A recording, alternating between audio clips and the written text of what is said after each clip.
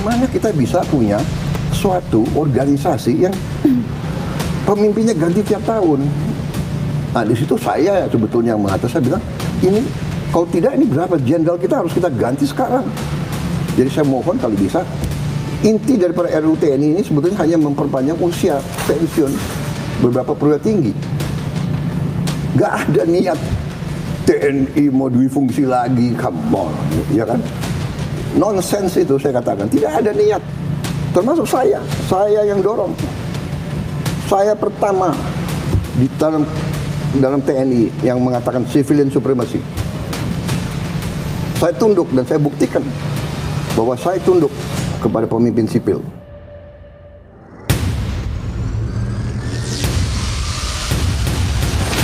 Dan memang ada perubahan, tetapi barangkali 26 tahun ya reformasi, kita tidak bisa lagi hanya mengenang reformasi gitu.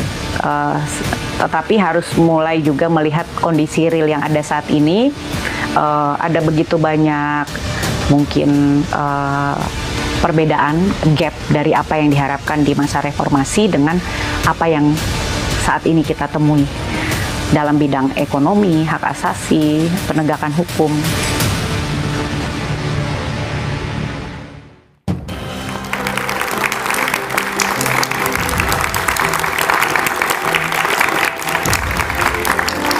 Selamat malam. 27 tahun sudah reformasi digaungkan di negeri ini. Namun berbagai tuntutan yang disuarakan tak kunjung jadi kenyataan. Korupsi bukannya hilang, malah semakin menjadi dan melibatkan banyak kalangan. Nepotisme bukannya pergi, malah berkecambah dan melahirkan politik dinasti. Tuntutan penghapusan dwi fungsi TNI juga belum berjalan sesuai harapan. Alih-alih kembali ke barak. Saat ini TNI justru banyak menduduki jabatan di luar fungsi pertahanan. Sementara intimidasi dan represi terhadap kebebasan berpendapat dan berekspresi masih terus terjadi sebagai bukti demokrasi belum sepenuhnya terrealisasi di negeri ini. Benarkah reformasi sudah dikebiri dan diamputasi? Inilah Satu Meja The Forum. 27 tahun bergulir, reformasi dikorupsi dalam tanda tanya.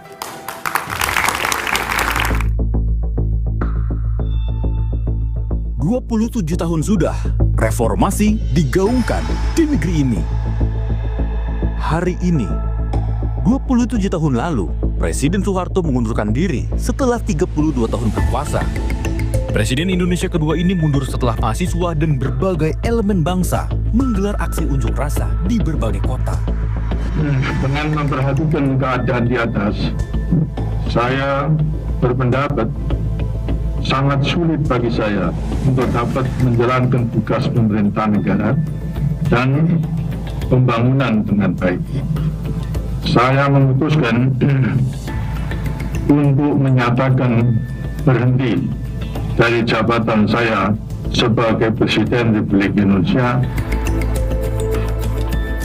Beragam tuntutan disuarakan, mulai dari Adili Soeharto, Amandemen UUD 1945, menghapus dwi fungsi ABRI, otonomi daerah, pemberantasan korupsi, kolusi, dan nepotisme, hingga penegakan supremasi hukum.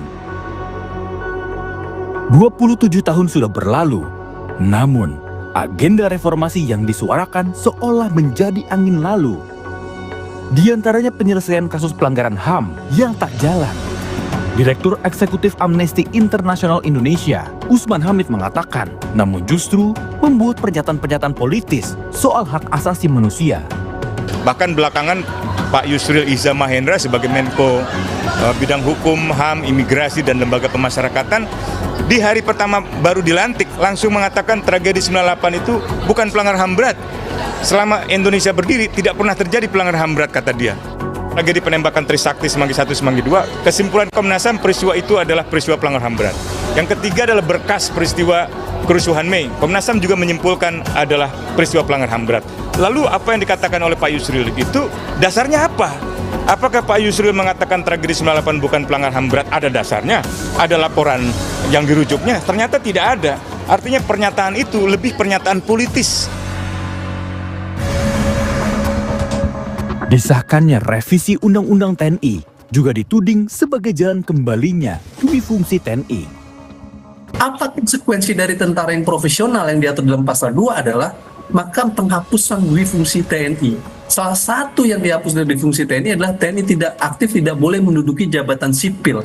Itu komitmen reformasi, itu mandat reformasi, tidak bisa ditawar-tawar. Supaya apa?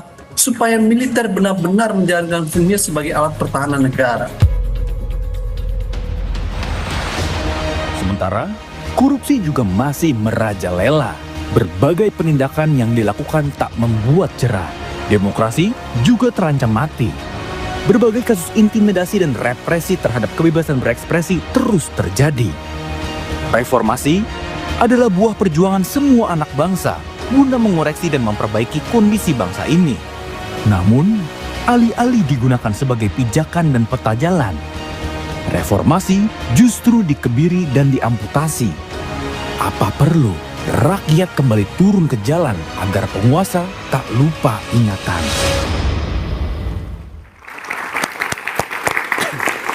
27 tahun bergulir reformasi di korupsi, dalam tanda tanya, itulah tema Satu Meja The Forum malam ini. Telah hadir di studio Muhammad Kodari, Wakil Kepala Staf Kepresidenan. Bang Kodari, malam. Kemudian ada Gubernur Lemhanas, Aceh Hasan Zazili, malam. Kang Aceh. Ada Safik Ali, aktivis 98 dan sekarang Ketua PBNU, malam Safik.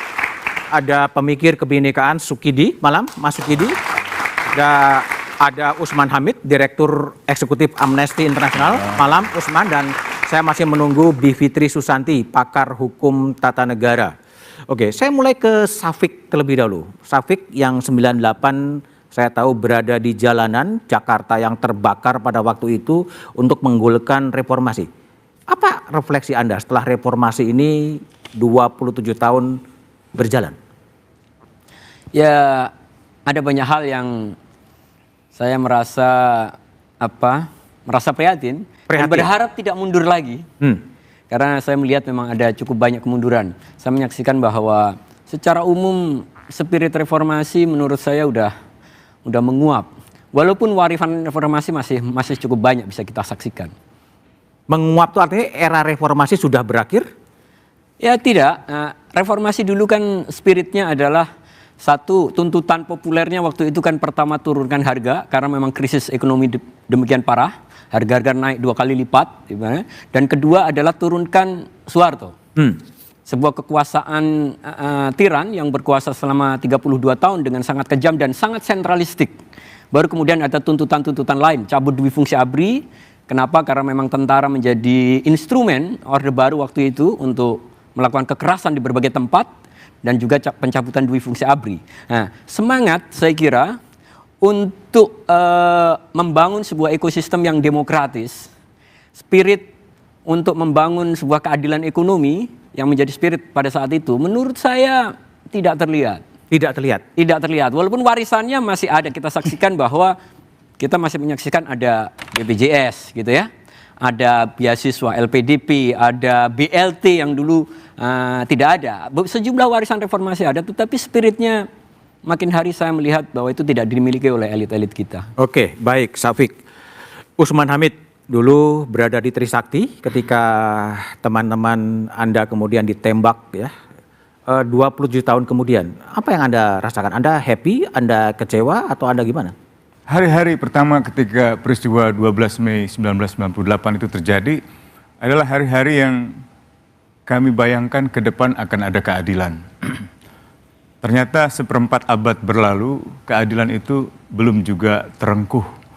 Dan kita tahu bahwa bukan hanya keluarga dari mahasiswa yang gugur di dalam perjuangan reformasi belum mendapatkan keadilan, tapi juga ada banyak sekali masyarakat lainnya, termasuk keluarga-keluarga tragedi Mei, anak-anak mereka yang terbakar di pusat perbelanjaan, bahkan juga masyarakat Tionghoa yang rukonya terbakar, rumahnya diserang, atau misalnya perempuan-perempuan Tionghoa yang mengalami kekerasan seksual, perkosaan, sampai hari ini sepertinya terlupakan. Dan pemerintah seperti bukan hanya melupakan, bahkan tidak mengupayakan sama sekali adanya supremasi hukum dan hak asasi manusia seperti yang dulu kita cita-citakan. Tadi di awal ada introduksi pernyataan saya yang menyikapi pernyataan Menko Hukum, HAM, dan Imigrasi serta Lembaga Pemasyarakatan. Di hari pertama pemerintahan yang sekarang justru menyangkal tidak ada pelanggaran HAM berat di dalam tahun 98. Tidak ada pelanggaran HAM berat selama Indonesia berdiri. Pak Menko ini dasarnya apa? Hasil penyelidikan Komnas HAM terhadap tragedi-tragedi 98 dari mulai penembakan mahasiswa, kerusuhan Mei, sampai dengan penculikan aktivis seluruhnya ada dalam 3 berkas disebut sebagai pelanggaran berat hak asasi manusia. Demikian pula kalau kita lihat misalnya hasil-hasil investigasi tim gabungan pencari fakta yang dibentuk oleh Presiden Habibie. Ada kerusuhan by design yang terjadi di balik serangan terhadap kelompok minoritas Tionghoa. Nah, hingga hari ini pemerintah seharusnya setidak-tidaknya menerangkan apa yang terjadi. Mengapa itu bisa terjadi? Mengapa ada kebencian dan serangan terhadap orang-orang dari Tionghoa misalnya gitu. Dan apa yang kita bisa perbaiki dari situ? Kalau memang belum bisa mendapatkan keadilan. Nah, alih-alih keadilan diberikan, justru penyangkalan. Ini kan menyakitkan keluarga korban yang berharap keadilan. Baik, Usman. Mas Kodari sebagai Wakil Kepala Staf Kepresidenan, bagaimana Mas Kodari melihat 27 tahun reformasi yang Syafiq, saksi-saksi ada di sini, dan sekarang perjalanan 27, menurut evaluasi Anda gimana?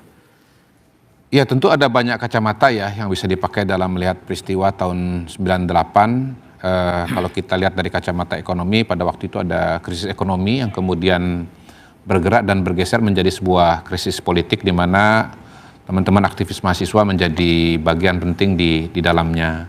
Dan pada hari ini setelah berjalan 27 tahun, saya kira kalau kita bicara politik, memang salah satu perubahan yang paling besar yang bisa kita saksikan adalah perubahan dalam dinamika politik. Yang pertama tentu saja bahwa kekuasaan tidak lagi sentralistik seperti dulu, presiden tidak lagi tanpa batas, kemudian wewenang dari presiden juga sudah banyak dibatasi, baik oleh parlemen maupun cabang kekuasaan yang lain. Lalu partai politik tidak lagi tunggal, Golkar seperti dulu, sekarang banyak partai politik, jadi terjadi pluralisme yang sangat luar biasa. Kemudian kalau bicara misalnya otonomi daerah, sekarang diberlakukan otonomi daerah sangat masif, terutama pada tingkat kabupaten kota. Lalu ya saya kira semua perubahan-perubahan itu terakomodasi atau tercermin paling nyata dalam Undang-Undang Dasar 45 yang diamandemen sebanyak 4 kali. Nah, saya mau mengatakan begini, ketika kita bicara perubahan itu ditempa dalam sebuah proses dan waktu. Ibarat besi, waktu menempa itu ada fasenya, Mas. Ketika besinya udah mulai dingin, maka upaya untuk menempa itu sudah menjadi susah. Dan momentum menempa itu saya kira paling nyata itu tercermin dari proses-proses amandemen di konstitusi. Kita tahu bahwa amandemen konstitusi itu sudah dilaksanakan 4 kali, tahun 99, 2000, 2001, 2002 ya.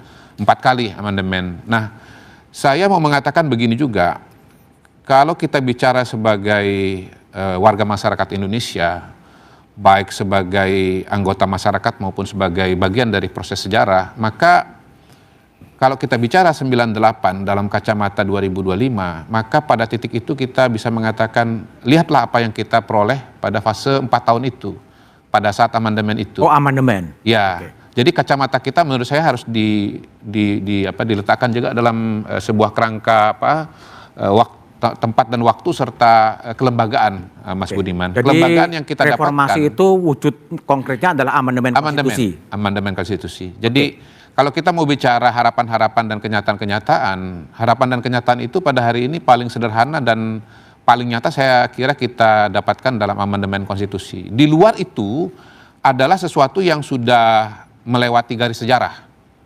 Di luar itu adalah sesuatu yang sudah melewati garis sejarah. Nah, ketika proses reformasi itu berjalan pada 98, kita tahu pada giliran berikutnya aktor-aktor yang terlibat sangat banyak. Ya. Awalnya mungkin aktivis mahasiswa, tapi pada giliran berikutnya dia melibatkan banyak aktor. Kalau kita bicara perubahan-perubahan konstitusi misalnya, yang mendominasi pada proses itu adalah tokoh-tokoh yang kemudian nama-namanya itu muncul pada proses-proses amandemen, terutama yang tanda tangan pada waktu itu. Kita lihat misalnya Pak Amin Rais sebagai Ketua MPR, mungkin Pak Osman Sabtaodang, dan nama-nama lainnya. Artinya Bung Kodari mau bilang bahwa reformasi telah selesai dengan konstitusi di amandemen?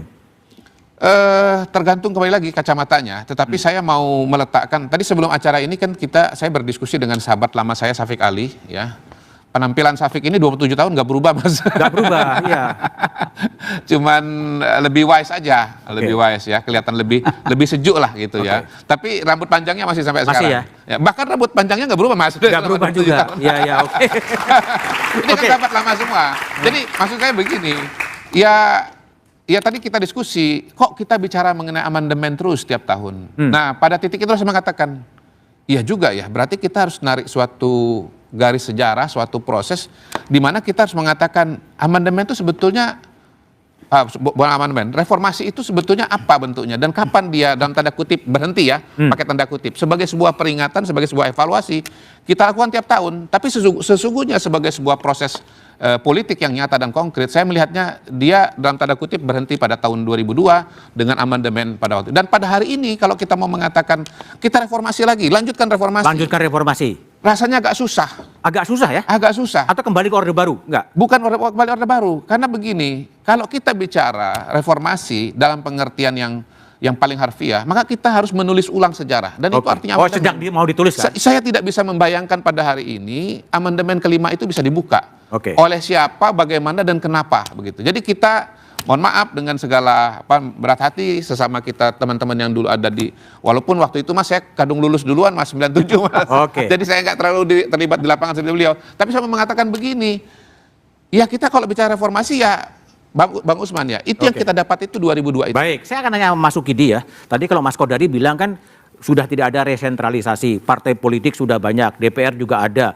Tapi sebenarnya menurut kajian Mas Sukidi seperti apa? Tapi jawabannya setelah jeda berikut ini.